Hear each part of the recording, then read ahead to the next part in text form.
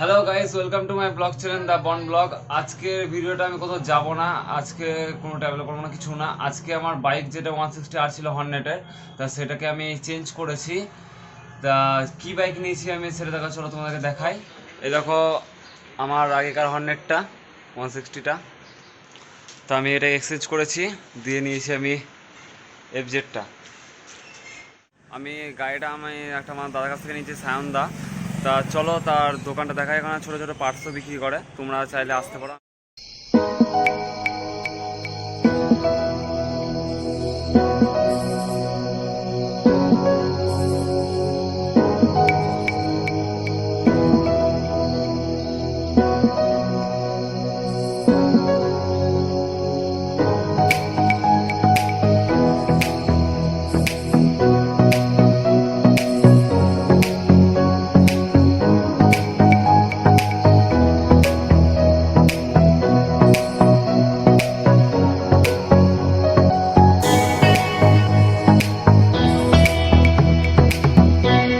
দোকান তোমাদেরকে দেখালাম, এবার বাইকটা একটা ছোট্টভাবে দেখাই তোমাদেরকে।